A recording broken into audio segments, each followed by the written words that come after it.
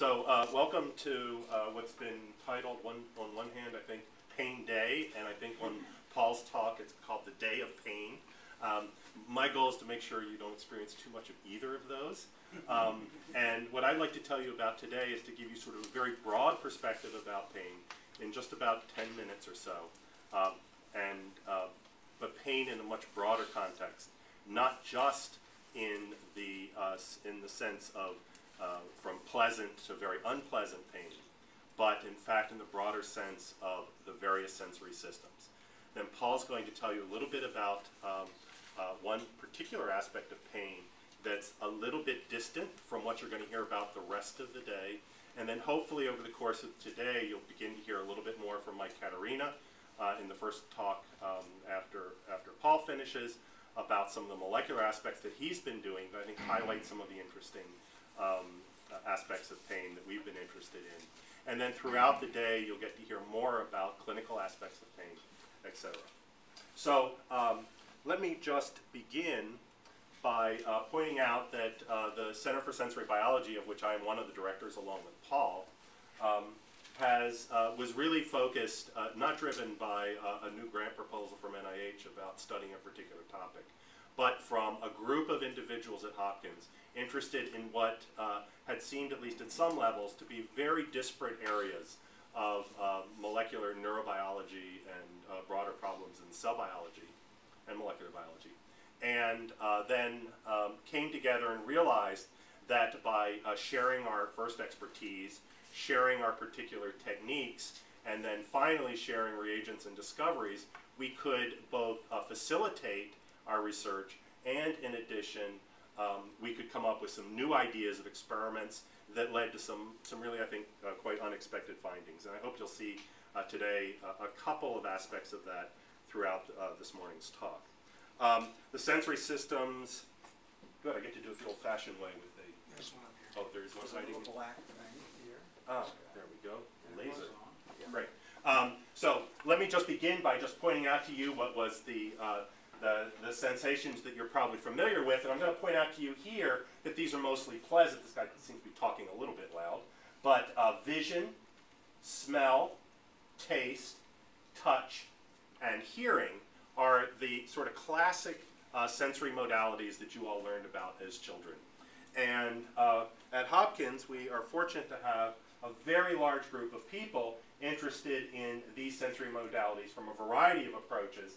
You'll hear, I'm not going to talk about olfaction, that already. I'm not going to talk about olfaction, which is my area of interest. You will hear from Paul about hearing pain a little bit in a few moments. You'll hear from Mike Katerina a little bit earlier today, and I'll tell you a little bit about some things that another individual in the center, Jinzan Dong's been interested in.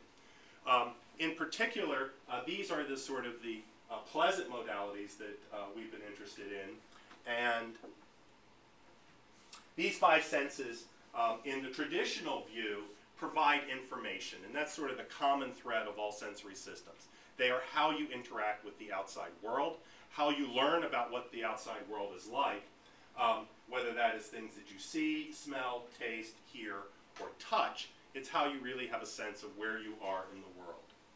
In addition to this providing information, there is also a second aspect that will be more of a focus of today, and it's turned out to be of considerable interest now to many of the investigators in these senses, and that is that they are important in providing protection. In the sense of vision, obviously you can see when things are dangerous, smell, smelling fires, etc., taste and hearing. We, in fact, connect many of these modalities to other sensory modalities, for example, touch and its more extreme version, pain, in order to provide protection. So Paul's going to talk about hearing pain. We've been interested in a different aspect in the sensory system, which has a really unique problem it needs to solve. What we know in the olfactory system about how it interacts with the outside world is by way of chemicals. So those chemicals have to come in direct contact with the cells that allow us to smell. But in doing so, they're subject to all kinds of environmental damage. And among those kinds of environmental damage, some of them actually destroy the sensory cells themselves, And in the olfactory system, they've invented a very novel and sort of extreme example of a regenerative process. And that's one of the areas that we've been interested in. In addition, it turns out that diseases of the sensory system, in particular sinusitis, which many people will tell you is a pain, both figuratively and literally, is also has significant impact on our sense of smell, and in fact compromises the sense of smell dramatically. So we've been interested in these inflammatory type pain aspects, how they impact the olfactory system. And that's work that's really benefited by those interactions with other individuals. I told you that, each of these sensations come in a broad spectrum.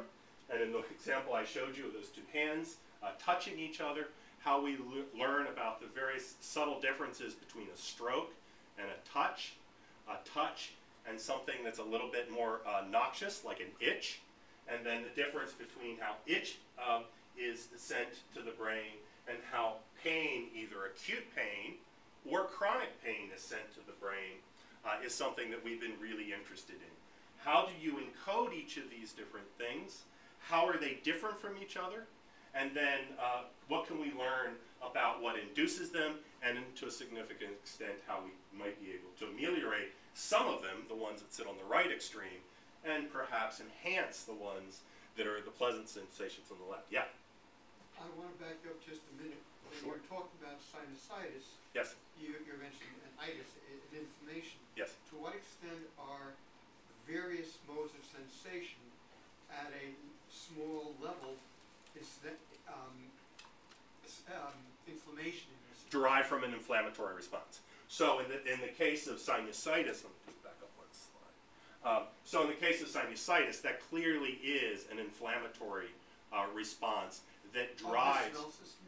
I'm sorry, what? Of the system That engages the smell system, and actually that inflammatory response induces the death of the sensory cells themselves that need to then be repaired. And one of our hypotheses is that those sensory neurons that we use to smell are in fact directly connected into the brain. So in fact they're the only neurons that I'm aware of that actually touch the outside world and are connected into the brain. And as such, they might provide essentially a direct conduit between those. In the case of inflammation, you would like to break that conduit, and the easiest way to break that conduit may be to kill those cells transiently, but then you need the ability to replace them. And that may underlie this, and it's one of the areas that we've been very interested in collaboration with one of my colleagues who's in the otolaryngology department, a sinus surgeon. And so he's been studying that through research in our laboratory. So in some cases, these are inflammatory responses. That's not the case of hearing pain, which we'll hear a little bit about that. But I think when you come back to Mike Caterina a little bit later, he may touch a little bit on some mechanisms that might involve inflammatory responses in various kinds of peripheral pain.